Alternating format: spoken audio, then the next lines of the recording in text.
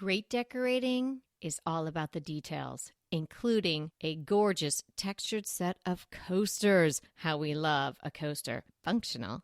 And why not be beautiful?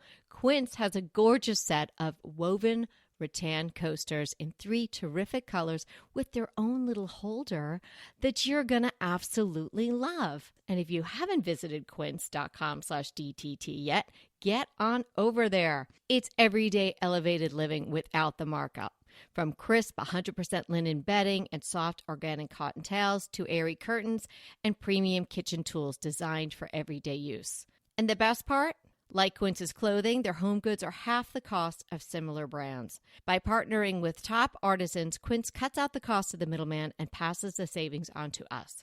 And Quince only works with factories that use safe, ethical, and responsible manufacturing practices and premium fabrics and finishes. Elevate your space with home essentials from Quince. Go to quince.com/DTT for free shipping on your order and 365-day returns. That's Quince, QUINCE.com/DTT to get free shipping and 365-day returns. Quince.com/DTT. Don't be caught without it.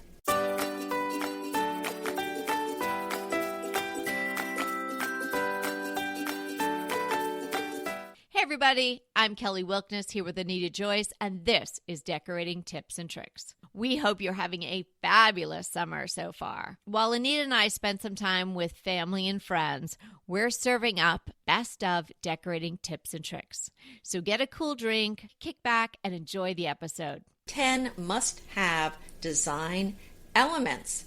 And it's so nice to have a list like this so you can kind of check off and see, do you have these things in your home? Yes, you just do a little walk around, right? A little checklist.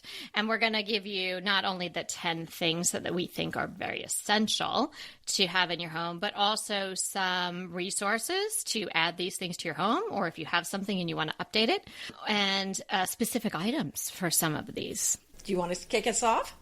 Well, before we started today, I wanted to share a quote. It just really resonated with me, and I think it really encapsulates a lot of what we talk about here on Decorating Tips and Tricks. So let me read you this, and I'm sorry I don't know the source of it, but it's darn good. Making of a wonderful home comes from a balancing act between imagination, bravery, and attention to detail. Isn't that great? I like that a lot. Attention to Right? detail and bravery. I think that bravery is so important because you've got to try things. If you're not trying new things, you're not going to grow. You're not going to improve your decorating skills. You're not going to really create a beautiful space. You've got to try some things. You've got to make some mistakes. And that's how you're going to learn.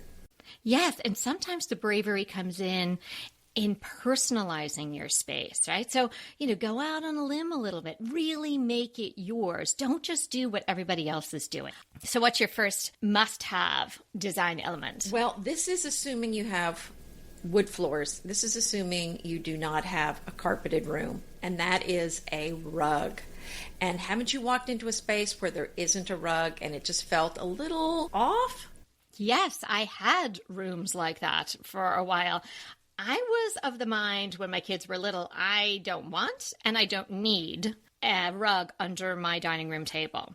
Don't want was because it was going to be messy all the time. But I really convinced myself I didn't need one either. But when they got a little bit older, I decided maybe I should try a rug. And man, did I need one. And I didn't really know it. It makes such a difference, particularly in a dining room. I think in any room, but particularly in a dining room because it's a lot of hard surfaces. There's usually wood on wood. Normally someone's not going to have wall-to-wall carpeting or something. You might have tile, but usually not any other type of flooring. Soft and textured and or colorful. So I think it's really essential in a dining room. Right. So the reason they're so important is because they kind of define the space. They ground the space.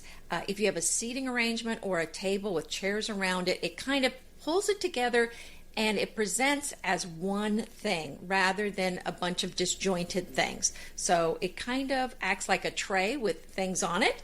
It's going to corral everything, and it's going to feel like a grouping. So I love it for that reason, but also what a great way. Now, you could go with seagrass or something neutral. That's great.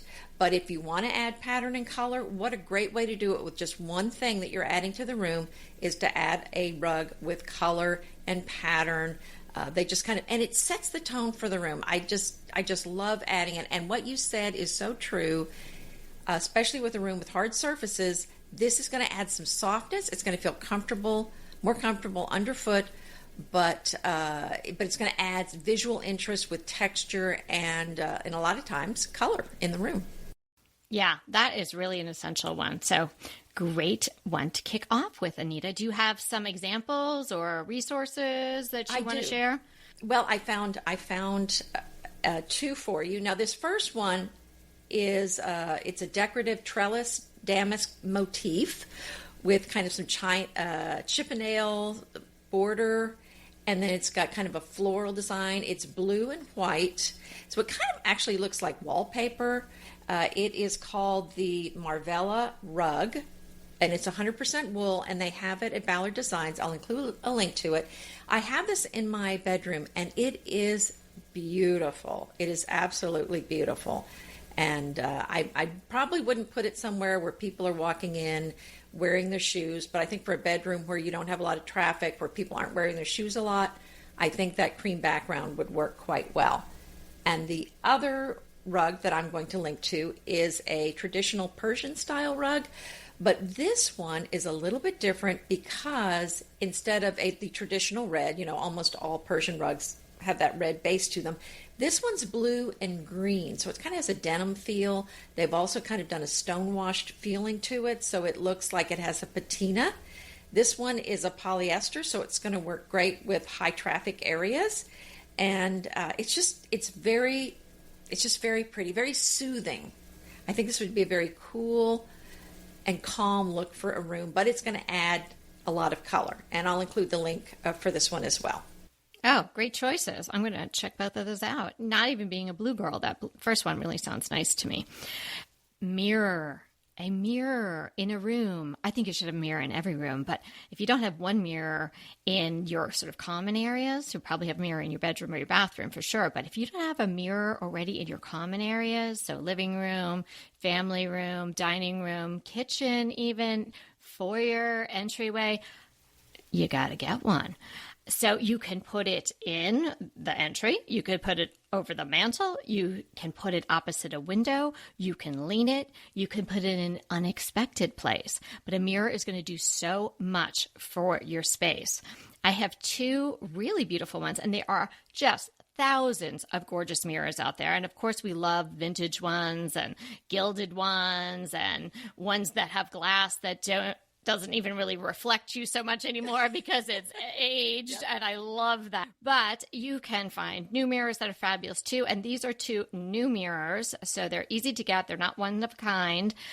The San Marco Vertical from Ballard. We do love so many things from Ballard, and they have great price points. And, Anita just mentioned a rug from there. And they also have great quality. So this is Venetian glass, or it's kind of inspired by. So the top is kind of arched, and I would say it kind of has a curve to it, but it's not wood or resin or anything. It is all mirror on the top. And then it has this wonderful bevel of antique mirror all the way around. So including the linear sides and the bottom, the bevel also comes up over the arch. And I'm going to give you the price just because right now it's on sale, but if you don't act now, I can't guarantee this price, of course. It's $295.20, which is kind of odd. So clearly a sale price. And then another one from a company I never really heard of before. It's sort of a Trumeau type of mirror, and it's from Danville. Now it looks like they are pairing this with a bathroom vanity, but it could so easily stand on its own. In fact, even on the page, it doesn't have the vanity with it, but they're referencing it. But you can certainly just use this mirror anywhere. It has this wonderful carving. It comes in a couple of different wood tones, from sort of a light pine-ish color to a darker brown, cherry-ish color. It's beautiful. So it kind of has the heavier top where the carving is, comes down with some fluted carving on the sides, and then it has a really nice chunky base. And that is $203.40, another sale price, odd number. But if you act now, you might be able to get that great price. I want to go see this one. It sounds beautiful. Yeah, I think you might really like that one. It's not that wide. It's 22 inches wide, but that would be fine for lots of places, particularly maybe this one could be really nice in an entry. Nice. What's your next one? A tray. Well, I kind of alluded to it with the rug. So the tray does the same thing with your decorative items that the rug does in your room. It's going to take a lot of different things that you set on the tray, and it's going to corral them, and it's going to create one grouping rather than a lot of little disjointed things. And it's especially good to use if you have particularly small things. That's a great way to display them, is to put them on the tray. Then they feel like they kind of all go together. So I love using trays around the house. They're great to, like I said, organize things. And, especially if you're maybe using a cloche or something, that's kind of nice to put that on a tray. So that's just kind of a nice base for that. And the thing I love about trays is it's just like a chair. There's a million different designs for a chair. There's a million different designs for a tray. So no matter what your decorating style is, there's going to be a tray that works for your home. So I selected two to share, and one is a gold tray. Obviously, it's really made from aluminum, but it has a gold finish on it. It's really beautiful. It's a 14 by 10 size. And it's got the cutout handles on the sides. I thought that was a really beautiful tray. And I found some other trays that are a little more contemporary, and they are trays with the inset handles, the handles that are kind of cut out in the sides. And it's a set of two. And these look like blue agate, I guess. I mean, obviously it's not real agate, but it's, got that pattern on it. I think these are really plastic trays. And these are easy to clean, so they're blue and white and kind of have a little bit of gold in them, a little bit of gold trim. And it says that they're food safe, which is nice. 18 by 13, and it looks like $70 for the set, less than $70, I should say, for a set of two. So I think that's a great deal on those. That is a really good deal. The tray is your canvas for so many of your vignettes, right? There it is. It's a blank canvas that can be useful, and then you can fill it up with some beautiful items and do your 3 pieces of different heights and different textures, and you're off to the races with a beautiful vignette on a coffee table or entry table or any place. And the other set that you mentioned, that could be great for serving as well. It sounds like it's a little bit bigger size. I have one that might be a very similar kind of feel. It is plastic, but it's, Carrara marble looking. And Nice. I got it from Walmart back when I was doing those Better Homes and Gardens posts with Walmart. And I honestly use that tray several times a week. If my kids want to have some food out in the barn, which I supposedly didn't allow, but now I let them have it on this tray. They have popcorn or drinks or something, and we carry it outside. It's a really useful thing to have in the cupboard. So yeah, great suggestions. I think that people should go check those out for sure. Okay, from something relatively inexpensive and super useful to something that could be a little bit more expensive and not necessarily useful, but so beautiful. Some original art. Yes. Treat yourself. Prints are great.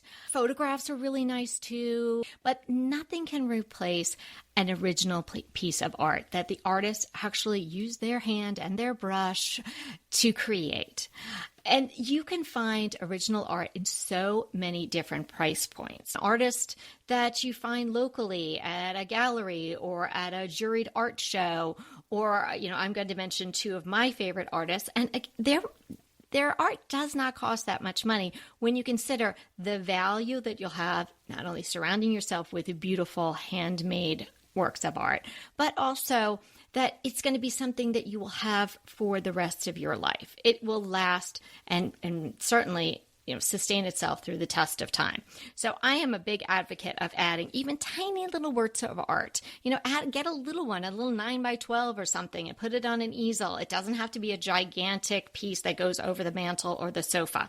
So two of my favorite artists that I have hanging in my own home is Christina Sellers. Now, you may remember if you listened to one of our other podcasts way back, I can't remember which one it was, but I used Christina as one of my crushes because I had just purchased a piece of art from her.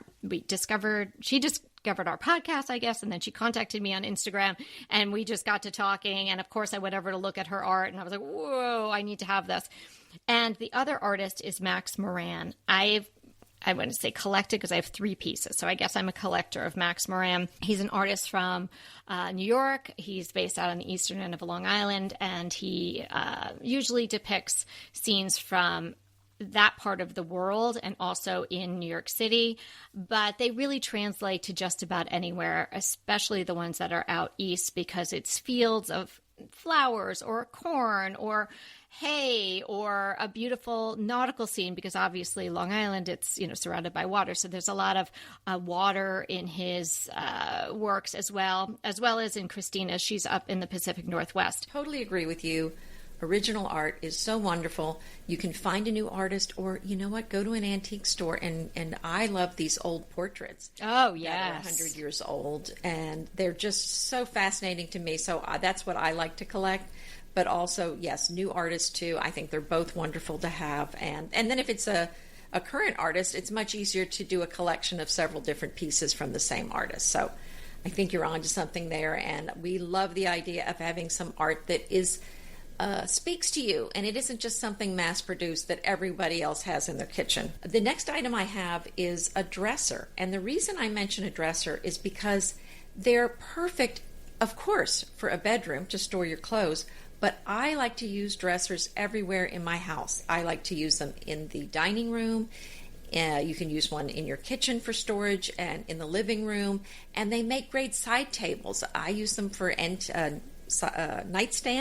like a bigger sized dressers for nightstands if I need more storage in a bedroom. But also in a living room, they make great use instead of a side table, because you've got all that great storage in them. So it's a great way to store things, and whatever room it's in, that's what you're going to store stuff for that room. But I just think they're especially helpful when you're short on space and you need to make every surface count, and you can't afford just to have a table somewhere where you don't have storage underneath it. So I do think they're very versatile, and I've included links to 2 that I find really pretty. The first one is actually one I bought for my daughter, and it's very contemporary, really pretty. It's white, and it's got gold pulls on it.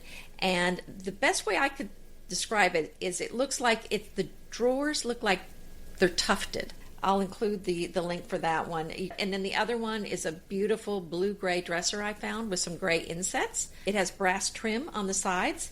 This is a very practical item. Normally, Anita's our practical woman, but quality inserts. You can have the prettiest pillow cover, but if your inserts are blah or too polyester or too puffy, or I don't even know what that fabric is when it just stands up really straight and sturdy like that. If that's what's happening for your pillow covers, you might want to rethink your inserts. So 2 places where you can get great inserts are IKEA. I'll have the link in the show notes, and also on Amazon. But of course, on Amazon, there are gazillions of pillow inserts. So we have done the hard work for you, and we're linking to the one that we really like that is sold on Amazon. And there's a down and a down alternative version in the show notes for you. So these will make your pillows look fantastic. And you are absolutely right. This is the foundation for your pillow. It's kind of like the bones of it. So if it's lumpy or it doesn't have a nice feel to it, it's not going to look good. So I definitely like a feather or a down alternative for my filling. You don't want one of those foam things that just it looks like you bounce a quarter off of it. Yes, right. That's exactly what it is. So that's, you don't want that. You want something that just looks like you could just sink right into it. So you did a great segue for my next item, which is a pillow. And I love pillows for a room. I mean, we talk about them all the time. They add texture, they add softness, coziness, and what an inexpensive way to add color and pattern to a room.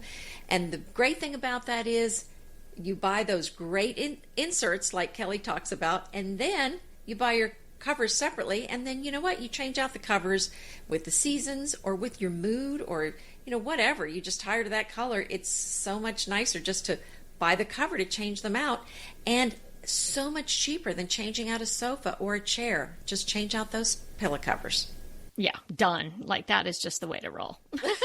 Yes, okay. And I've got two for you today. The first one is, now I like this one because it did mention that this one was verified to be safe from 350 harmful substances.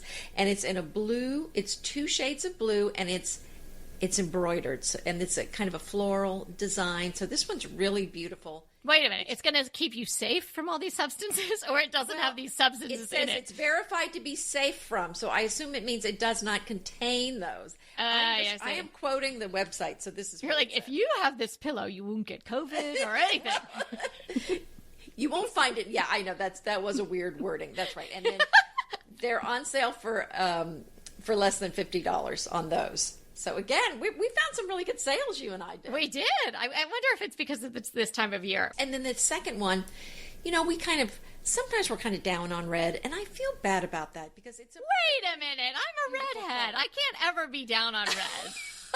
Well, I carry it with me wherever I go. No, I know. Well, and it's a color that we don't talk about a lot, because I think we both had a lot of red in our house, and I got kind of tired of the red and gold look, but red and white, I love that combination. I think it's so beautiful. So I'm including a pillow. This is I think this one's from Anthropology, and it's red and white. It's kind of got a tribal feel to it with a fringe on the sides. Ooh. And it's embroidered, really beautiful, fresh. And if you had a red and white room, this would be so perfect in that room. I have a prediction. You're going to go red. Like, maybe I'm going to give you another 5 years or so, and you're going to go red again. Well, I actually am. Yeah, well, I am planning a new room. Mm-hmm. And, well, I'm not doing it just yet, but I'm thinking about doing some bold kind of blues and reds. See, that's right. I love it. It's a little different, not the red and gold, from the Tuscan period, but reds with the blues. That's right. Yeah. That's what I'm thinking. So I'm thinking more that English country look with lots of pattern and lots of color, and a lot of color on the wall. So we'll see. That will work. That will work for you. Hey, we'll be right back with the rest of the show, but keep listening so we can continue bringing you DTT. So have you tried Dupe yet? If you haven't, come on, dupe.com. It is going to be your new shopping best friend. And it's not just for furniture. I know I've shared with you about my coffee table dupe, but you can save money with Dupe on fashion, shoes, jewelry, and more. I just used Dupe to find an absolute perfect twin of this t-shirt that I wanted. It was an $80 t-shirt. I was not going to pay $80 for a t-shirt. Dupe helped me find the twin, like maybe the exact same shirt. Find something you love, and then you can find replicas, twins, and maybe the exact thing for so much less. Give Dupe a try today. It is really so easy to use. You just type dupe.com / before any product URL in your browser, and voila! It instantly finds you less expensive alternatives. They even have an app and a browser extension you can download. No account is required. No sign up is required. It is completely free. I know, can you believe it? But it is completely free to use. Stop wasting money on brand names and start saving with dupe.com today. My next essential item is an antique piece of furniture.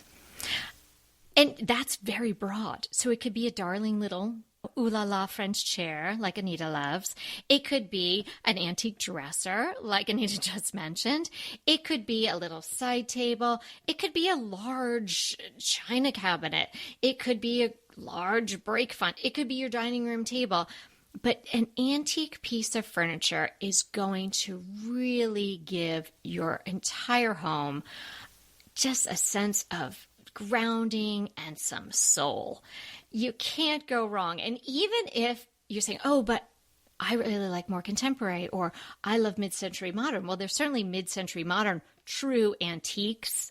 And even if you're doing a very contemporary look, mixing in something that has that antique patina is just going to elevate the whole look. So I don't think anybody can go wrong with adding a piece of antique furniture. It can be my beloved browns. It could be a piece of painted, like Gustavian, sort of Swedish furniture. But look around. Think about how you can add an antique element if you don't have that in your home already. Now, I could spend all day sending you links of pieces of antique furniture that I have fallen in love with. But there's just so much out there. And it's a very broad essential design element that I'm talking about. So I'm just going to say some places where you can get that. Etsy, eBay, Facebook Marketplace. People are having really good luck there. Of course, thrift stores and consignment, but also look to your relatives. Maybe there's somebody that has too much antique furniture and they're trying to get rid of it. Or maybe, your aunt or someone has too many chairs. See if there's somebody in your family who wants to pass something down, because oftentimes people don't want to just give away their antique furniture. So there's a ton of places to find those sorts of items. And maybe you've got something hidden away in storage in your attic or something like that. Pull it back down and see what it does for the room. Excellent, excellent. I so agree with you. Antiques go with almost any style of furniture, and there's such a broad array of antiques. Surely there's something that will go with whatever your decorating style is, because there's not just one style of antiques. So I very much agree with you. Right, and there's nothing wrong with doing a room all new, but it's going to feel like you did it all new. We all know a Pottery Barn room when we see it, right? And then you can, right? But that's or an not IKEA room, right? I mean, that's not a bad thing, right? Right? No. Like you can snap in whatever place, living spaces, or rooms, or even really high-end furniture like our house or something like that. You can tell when it's all brand new, but we're talking about adding the real deal, and that's going to change it. That's going to change your room. Definitely. I mean, it's going to give it a burst of personality and a feel of something that you just can't find just anywhere. So I 100% agree with you on that one. And my last item is a lamp. We talk about how important it is to have different sources of light in your room. So, of course, we're going to mention that a lamp is so important. And like so many other things, there's 1,000 different styles of lamps. So whatever style your house is, you're going to be able to find a lamp that goes with it. Although I think it's tricky to find a beautiful lamp. I have a hard time because I'm really picky about my lamps, but I definitely think they're worth having. So not only are they going to add lighting to your room, but they're going to give visual height to a table or a dresser or a buffet. So they really do add presence to a room, and so they're going to add some decorative element to the room, but also the light.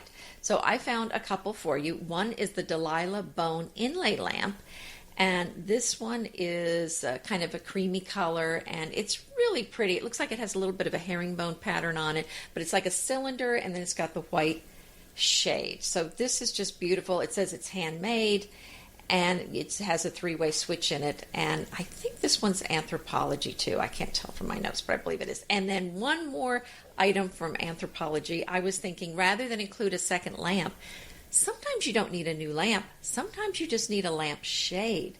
And they have some, Kelly, you've got to look at them. They have some beautiful velvet lampshades. Ooh, yummy.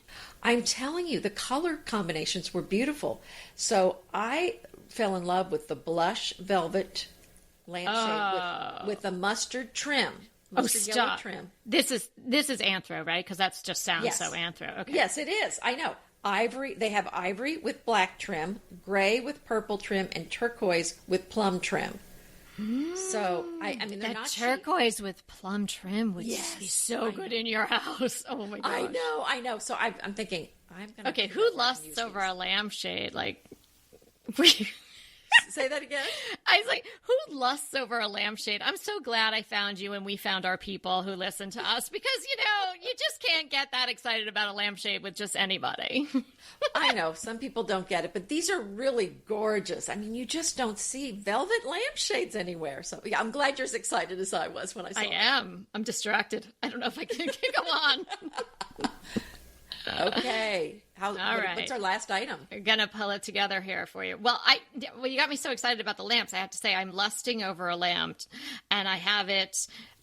I sent myself the link. I have a photo of it. I mean, I'm looking at it like it's a long lost friend or a relative or a pet. I'm like, I should get it. No, I don't really need it. Do I need it? Oh, it's just beautiful. And the thing why I want it is because I really think it'll just add one more sort of more modern element to my living room.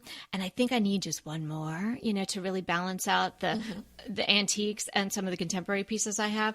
So I think I might have to pull the trigger now after this lamp conversation, but it's gorgeous. Little tip I want to add in here is lamps are a great way to pull in that additional style, one primary style, and maybe, adding in two other types of looks into your overall decor to make it so personalized for you. And lamps are a wonderful way to add that little pop of a different style. And so what I've done in my living room is underlined some of the modern pieces I have with more modern looking lamps. And it's really working for me. So I have one brass, very traditional lamp in there right now that I really think needs to rotate out.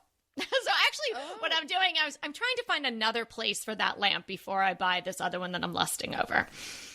You've got me all hot and bothered now about these lamps. I'm getting itchy to press buy. So my last thing is a bookcase.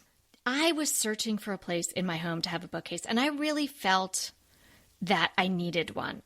All my other homes had bookcases. The last one had built-ins on either side and then another bookcase in the living room. And I couldn't find a good place to have one here. And then I finally found it. A bookcase does so much for a home in general. It adds character. It's a place where your personality can really shine. It's a wonderful place for decor opportunities, as I like to call them. And it's useful. And I'm linking mine, which I purchased from a company called Grace and Living. They're based here in Los Angeles, and I think it's a family-owned business. It's just been around over on the west side for a really long time, but they have a really good online presence, which unlike a lot of sort of mom and pop or family-owned furniture stores, they have really grasped onto online and done a good job with it. So you can shop there too, no matter where you live. And then another rustic pine one, kind of that, wormwoody pine, which I can never really get tired of. I mean, I love it too. But I mean, I remember when Peter and I first got married, we went to ABC Carpet and Home, and I was so excited like that. So we're going to get a gigantic pine wormwood armoire.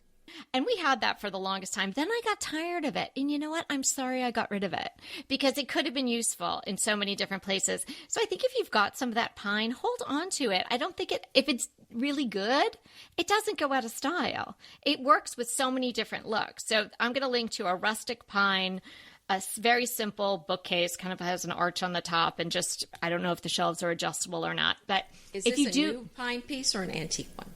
It's a new one. Okay, but I have to say, what you're talking about, you look at an old piece of pine furniture and a new piece, they don't even look like it's the same kind of wood. You're absolutely right. Yes. The older pine, the grain is much closer together. It is much harder wood than the newer pine that they have now. So, I mean, new pine can be nice, but it's the old pine that just I fall in love with every time I see it. Right. And you had to get rid of that pine table, didn't you? Because it was wobbly. Is that the one you had to get rid of? No, that's right. I'm still in trouble for getting rid of that like 2 years ago. Yeah, it was an English scrub pine table that was actually kind of not even flat anymore on top because we just needed room. You couldn't seat more than 4 people there. And we were having a lot of people over, and I just wasn't enough room for everyone, but I'm still blamed for that. But we do have a pine table on our back porch at the farm, so I made up for it later. And that one's like almost 8 feet long, so. Oh, yeah, that's awesome. So I know we have a really great IG feature today, somebody who I have been following for a long time. And I know that I think you're new to him, but you're probably lusting after his collections. Well, actually, I've been following him for a long time. Oh, have you? Okay. Oh, I didn't know that. Yes. His name is Jesse Lazon, and he has the most amazing photos of dish collections. He's been featured in Country Living, Flea Market Style, and the Toronto Star. So he collects dishes. He collects Christmas ornaments as well, but his dishes it's an amazing collection of dishes. Most of them are antique, and a lot of ironstone, a lot of transferware, and his displays are what will blow you away because he pairs them together. Maybe you're just seeing the jadeite, or maybe you're just seeing blue and white, maybe you're seeing a purple transferware. He just groups them together in the most amazing, well done ways, and they're all beautiful. He has such an eye. And I want to mention, before you talk about him, that he was interviewed on a podcast called Hunted and Gathered, and we'll include the link to that interview. But I just could relate to him so much, talking about where do you store these things and kind of his philosophy on using them. I'm interested to listen to that podcast episode, because does he take them all out of boxes and then display them and then put them back? Because, I mean, how many shelves could you have? I love what he says in his profile. Crazy for good finds, good people, and the good life. Okay, I'm back in the garden for my crush today. I got a big response to last time I featured a plant as my crush. Several people reached out again. What is that? Where can I find it? So this is another plant that I am really enjoying this year in my garden. It's African blue basil. It's a perennial, and it is a hybrid between basil and regular basil, camphor basil, and dark opal basil. And I guess the link that I'm going to put in the show notes is to the company, farm, nursery, what have you, that actually invented's the wrong word, discovered, I guess, is the best word for it, because they found this African blue basil growing in between some stones, between a bed of camphor basil and dark opal basil. And, you know, I guess in the darkness of night, camphor basil and dark opal basil had a baby, and it's African blue basil. It's a sterile plant. You can't stop love. No, I know. You really can't. Can't even stomp on it. But oddly enough, it's a sterile plant. It won't seed. It only will grow from cutting. So, you know, it did its magic there together. It's wonderful for pesto. It is wonderful. I think I literally just had it on some burrata and some fresh tomatoes for my lunch today. Yum. It's got a little bit more of the camphor scent than your regular sort of Italian sweet basil would. It is also a stunning ornamental plant that the pollinators, the bees, love. I mean, I can hear the humming as soon as I open the door. I've just added 4 more plants, and now that I know I can root them and water, I'm going to see how that goes, and I want to get more of them. So they grow very full, and then the long spikes, you know, it doesn't look like lavender, but maybe to the untrained eye, if you looked quickly, it kind of looks like, but a very long spire of lavender. It's little light purple flowers, tiny little ones that grow up this spike. So there'll be like hundreds of little tiny flowers on there, and the bees are just buzzing all over it. Wow. Oh, yeah. That sounds wonderful. It's awesome. Oh, I love purple plants, purple flowers. So, and it's I'm excited. Yeah, hardy, drought tolerant. Just, you know, I think in warmer winter zones like where you are, and, you know, like, it will just keep going. Some places it might die back in the winter, but it'll come back. Wow, that sounds wonderful. Well, mine is a recipe, and I came upon it in an unusual place. I actually found it in the Wall Street Journal, which is not where I normally go for a recipe, but this is where I found this one. And actually, the point is not so much about this particular recipe, although this particular recipe is fabulous. It is a Gruyère's cheese souffle. And Evie and I made it 2 nights ago, and we were just, you know, there was a fourth one, but there wasn't a fourth person here, so we kind of divided that one up too. It was good. Oh yeah, I would definitely do that. Right. So it was really delicious. So that's why I want to share this particular souffle recipe. But the point of the article was the author was saying, they're not that hard to do. We think they're so hard, but they're not really. And I hadn't made one in a long time, so it was really fun doing it. I think one of the secrets is you have to have everything ready to go ahead of time so that once your peaks and your egg whites, you're going to fold them in and then make it, pop it in the oven right away. You can't wait around. So I think that's certainly one secret. And this one uses a bain-marie. So that's going to mean that you put your souffle ramekins in a pan and then fill that pan with boiling water.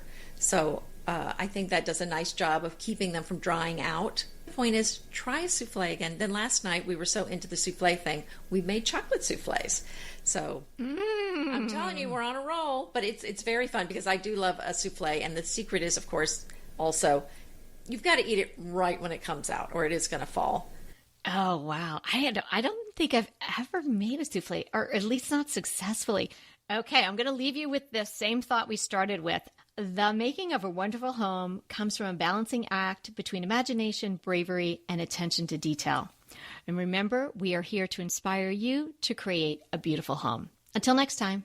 Want to talk to us? Well, we really want to talk to you. So let's schedule a design consult. Anita and I are here to give you individualized, actionable advice on how to create the beautiful home you want and deserve. It's so easy to schedule a design consult with us. Simply click the link in the show notes or head to decoratingtipsandtricks.com/consult. When we talk to you on the scheduled time, we will be ready with so many great tips, advice, and yes, tricks. So sign up today for a design consult. We can't wait to talk to you.